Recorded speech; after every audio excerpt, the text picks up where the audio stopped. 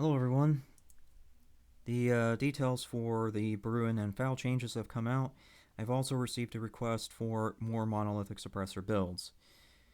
We'll go and start with the builds. Before we get into the builds, I want to make it very clear as to why I don't use Monolithic Suppressors. I've said it before in videos, and I get really tired of repeating it over and over again. I get that guns are player preference, but I guarantee you once I get through this explanation, you will see why it's not frickin' worth it. Okay, so Monolithic Suppressor adds 16.67 milliseconds to your ADS time. It may not seem like much at first, but once you start adding in long barrels, extended magazines, scopes, and all the other crap, it piles on. Okay? At the ranges that a lot of my builds are being used for, you don't have to worry about being on the radar. You don't. At these ranges, the radar won't even pick you up. That's apparently the excuse people use. Now, I tell them that, and then their excuse is, well, it helps me be hidden. At these ranges, it doesn't matter if you're hidden or not. What matters is if you kill the person. I can guarantee you that at least half the time at these ranges that there is going to be a sniper camping. That's what people do in Warzone. They'll grab a sniper, sit in a tower or a roof, and just camp. The second you start running into a zone or an area, it's likely they've already spotted you. At that point, it doesn't matter if you're hidden or not. Because you can't guarantee that you won't be spotted, there's no point in doing a Monolithic Suppressor. Period. End of story. So, if you insist on using a Monolithic Suppressor, then fine. I'll compromise with you and I'll help you with a build.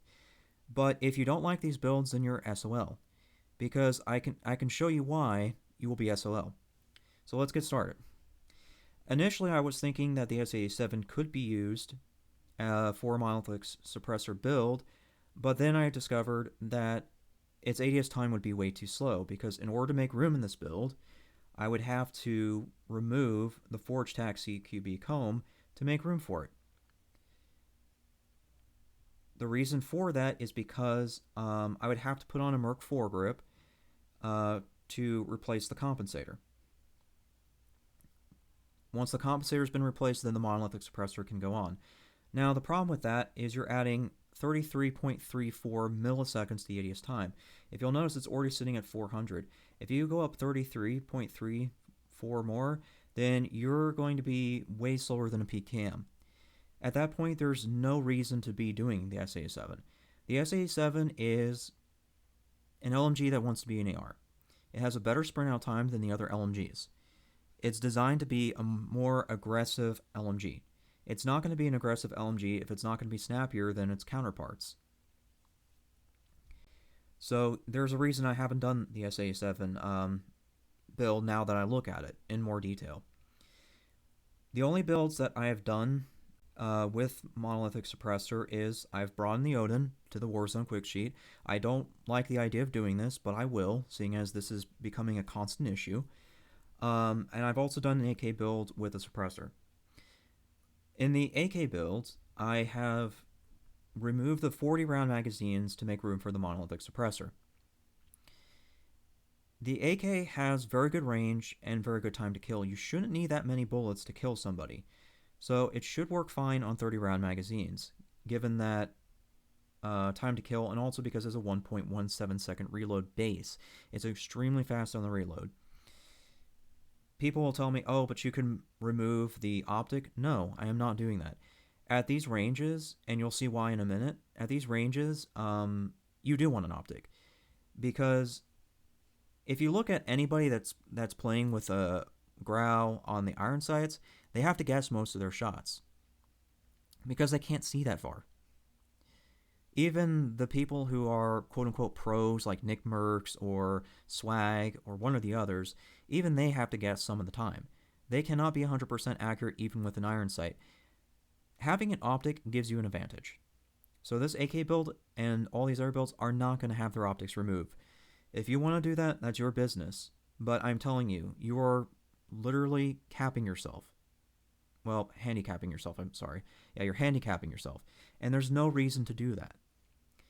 Okay, moving on from the AK. So I put the Oden build in here, and the reason I don't agree with the Oden is because it has a lot of recoil. The only way that I can see of to make the Oden work is with the Merc Foregrip. Because it has that Colossus Suppressor on, which is its damage range attachment, that means that this is not going to be changeable. So Merc Foregrip is the best that I can do for its recoil.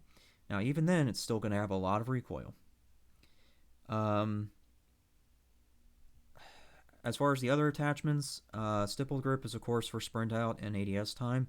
Sleight of Hand is to bring down that reload to 1.13 seconds to make the most of those 20 rounds.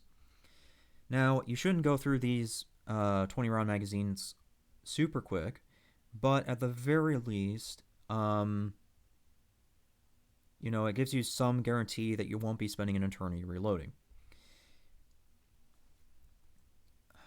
Real quickly before we get into the other stuff, let me just go ahead and do an Oden versus AK thing. So, the Oden does have damage drop-offs and the AK doesn't really, and you'll see why. However, the Oden's effective range is much higher than the AK, even though that the AK doesn't have damage drop-offs, really. So if people find they don't like the AK and want to use the Oden, then I can see that as being okay, assuming you can handle the recoil. You should have an easier time with the Merc Foregrip in, but it'll still be pretty hard.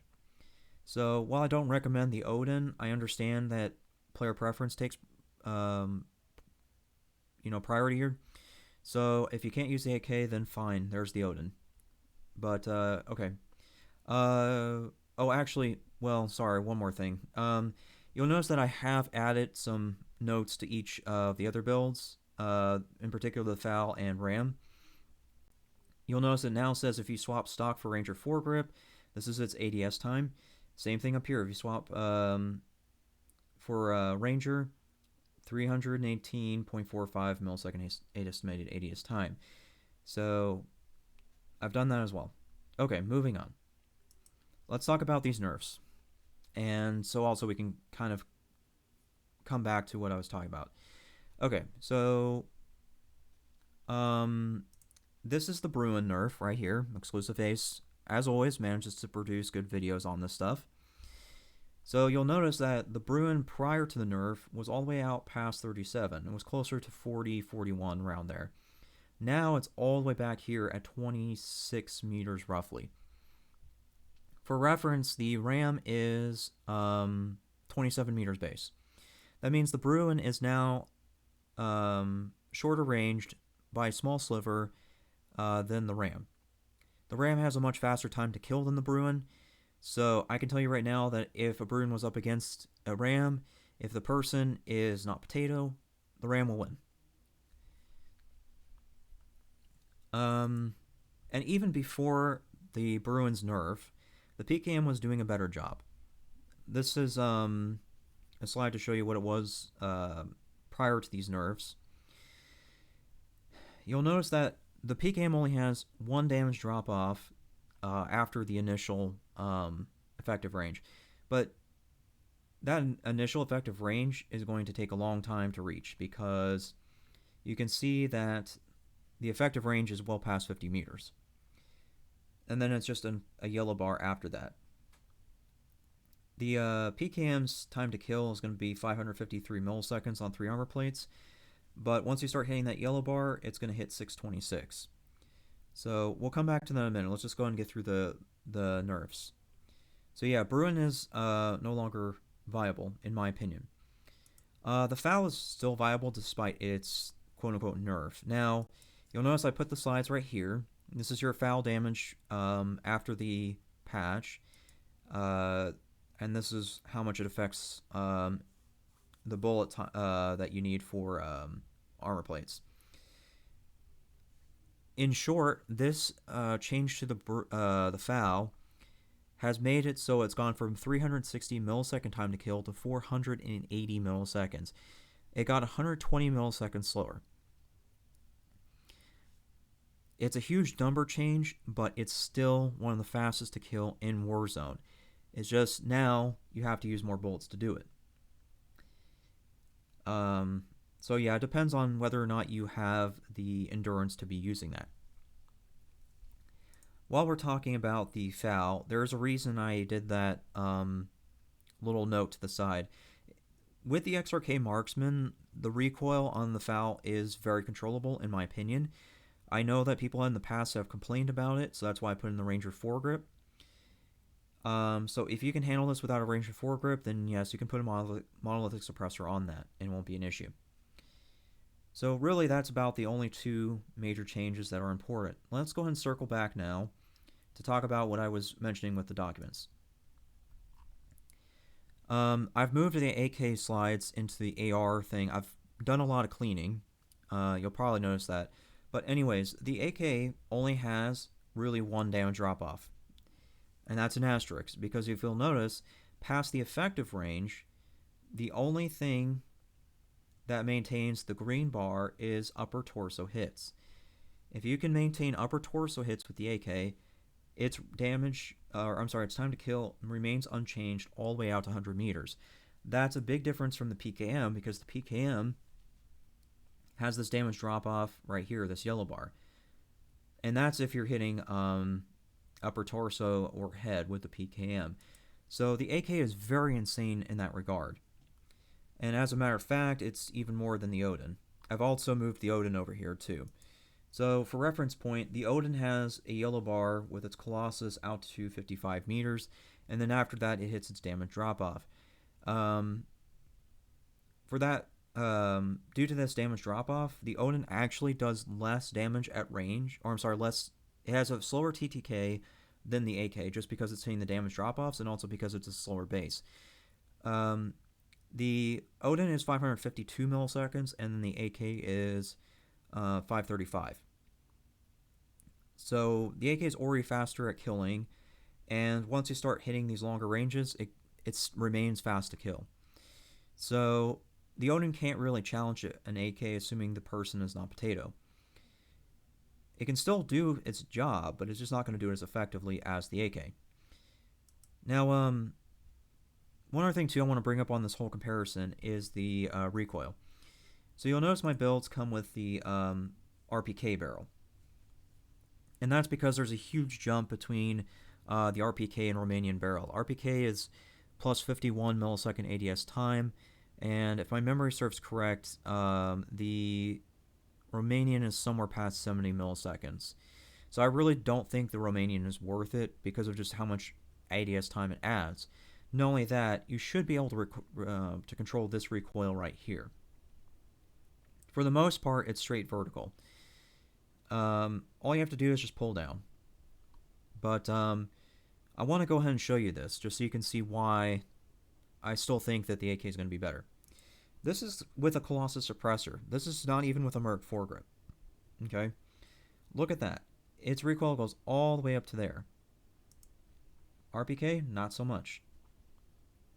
So you can control this fairly effectively. It's just a matter of you being on top of it.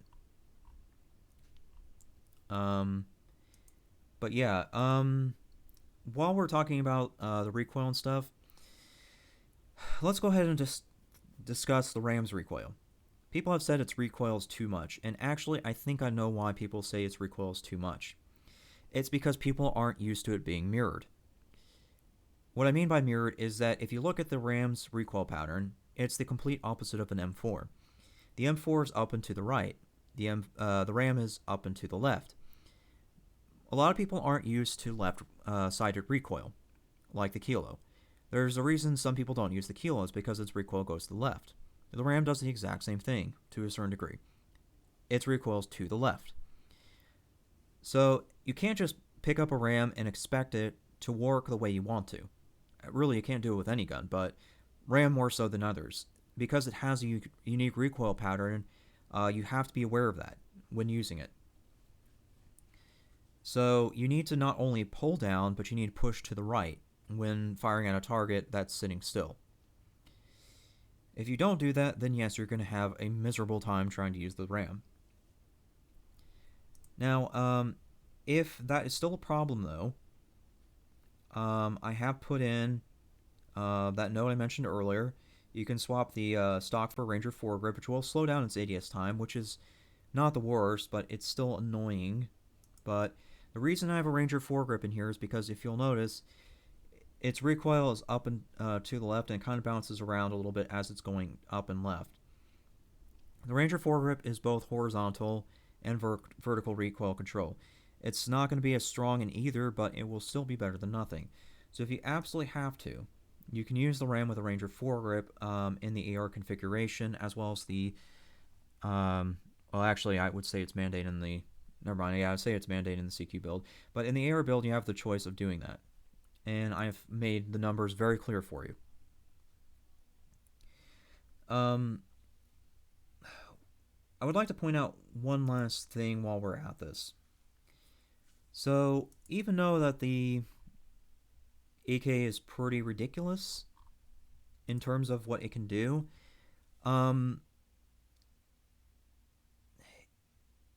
there are going to be things that can do better at these very extreme ranges, 100 meters and stuff, such as the Rytech AMR. The Rytech AMR is going to be 600 milliseconds time to kill, and you can do that by hitting the upper torso. It takes 3 to the upper torso or 1 to the head. So the Rytech AMR is very capable of these ranges. But assuming you can't use the semi-auto, you can use the AK. And the AK will outrange anything right now. I imagine when more people use the AK, they'll nerf it, just like they did with every other gun. The second guns get overpowered, they just nerf it, so. But for right now, the AK is a very good AR to have in Warzone. Very good. So yeah, I guess that's really the most I have to say on this. Thanks for listening.